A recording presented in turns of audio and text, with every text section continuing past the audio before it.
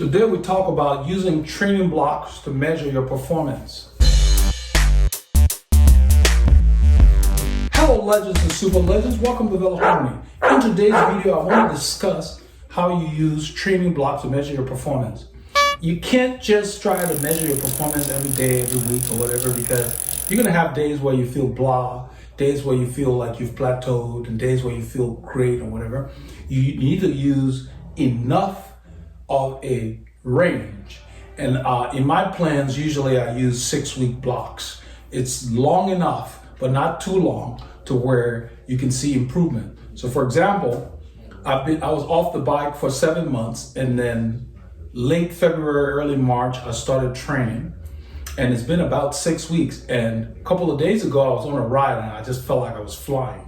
I hadn't done anything really crazy, no major VO2 efforts and so forth. I just followed my base training plan. I'll put a link for the plan up here.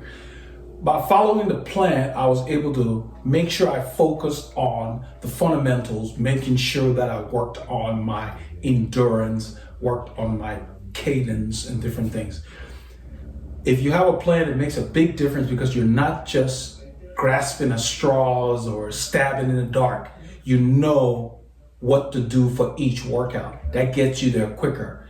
And of course, what I did was I increased my durations.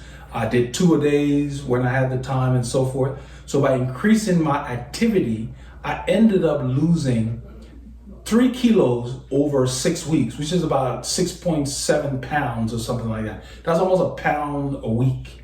That was not my goal to lose weight because I didn't feel like I was overweight. I just had a lot of muscle weight and different things, just from being sedentary. And I had done a lot of strength exercises, so I had more muscle. And some of the muscle you gain from other exercises don't necessarily transfer over to cycling per se. So being on the bike has made my body more cycling specific as far as its effort, and my body's kind of returning to its cycling weight.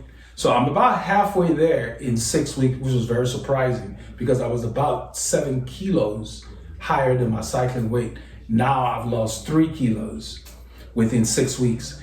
And I just happened to weigh myself this week. I don't weigh myself all the time because you can't go by weight, because muscle weighs more than fat and so forth. So you can't depend on just weight. You gotta focus on how you feel and how your performance is. So since I started feeling really great this week, I was really eager to ramp up the training to the next phase. And that's when I went back and weighed myself, and I saw that my body had basically dropped whatever excess weight it didn't need for cycling, getting my engine tuned for the sport. So if you're going to measure yourself, don't do 1 week or 2 weeks. Pick a block of time. I recommend 4 to 6 weeks as a good range to use because you have enough time to really give your body a chance to adapt and improve. Okay, that's what I wanted to talk about. If you don't have a plan, get one, because with a plan, you're so much better off than just riding. That's what I mean when I say we train, we don't just ride. So get out there, get your Ks in, especially during this time. If you can't get out, get on the trainer, do something indoors, because you don't want to be sedentary for a period of time because you will put on weight. As your activity goes down, you're still going to be eating. So if you can't go outside, get on the trainer, do something physical in the house. It's good for your sanity and for your body, okay? So keep getting those Ks in however you can.